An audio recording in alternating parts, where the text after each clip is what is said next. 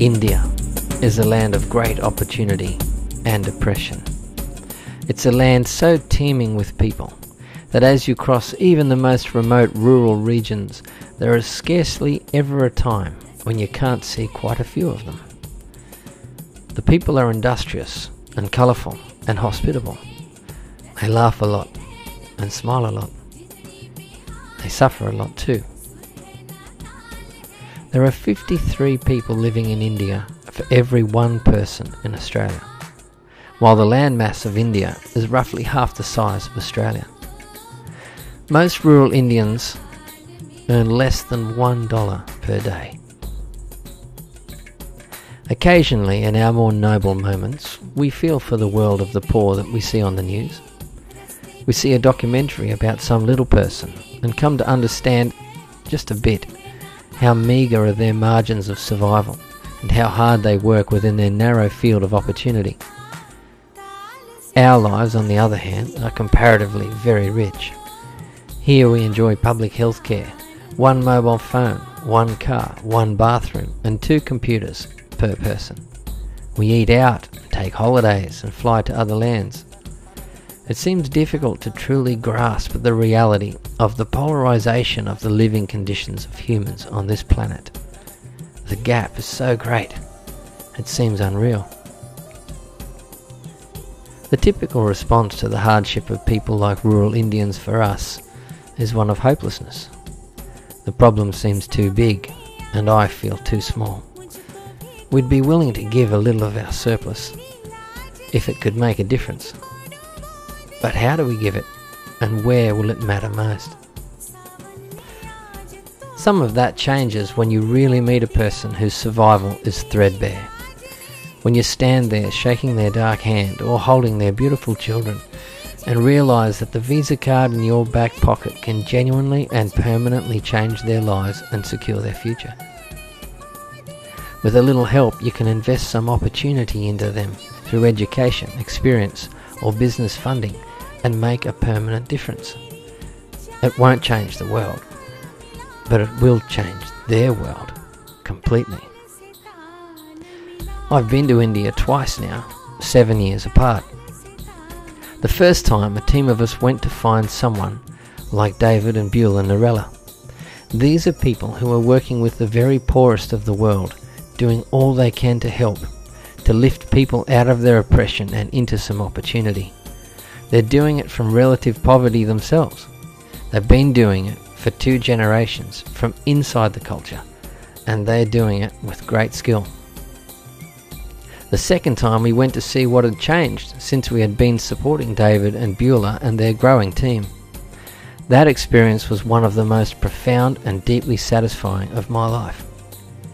In those 2 weeks, I met countless people who had been rescued in some way by the small amount of support we'd provided to David.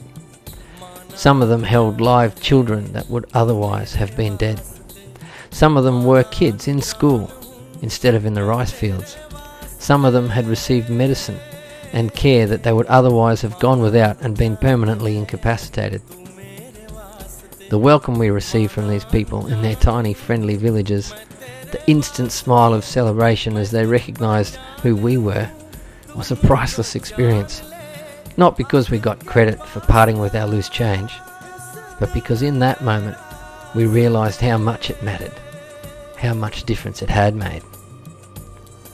Inspire India Incorporated is a registered Australian charity that's been formed to support this great work. Through David and Beulah and their team, we're working currently in 25 rural villages in Karnataka in central southern India. Inspire India is a 100% delivery organisation. We have no costs. All the work done in Australia by our team is done by volunteers. All our licensing and promotions costs are donated by us.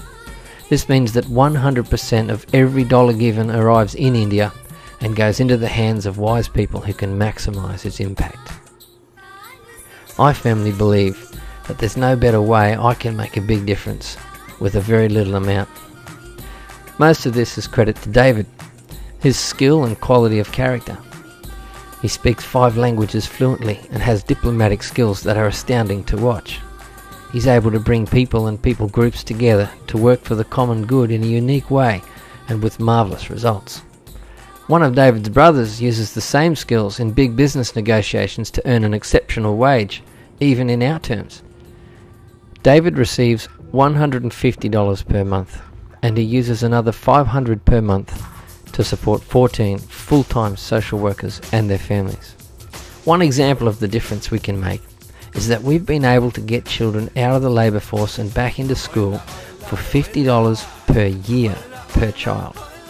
We've been doing this for about 5 years now, and I've personally met some of those students whose eyes are filled with joy, who stand straight with keen minds and bright futures because of it.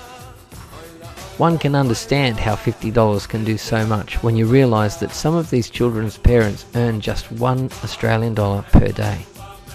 The value of this work goes on and on because through educating one child, a whole family is affected for good, through knowledge and income, and the opportunity to then educate the other children. Educating one child, many times, breaks the poverty cycle for a family and all of its descendants. So here's your invitation. Be a part of something that really matters. Sacrificing the price of 1 cup of coffee can truly save a life, and we have the avenue through which that will become a reality. You can contact Inspire India through our website at www.inspireindia.com.au.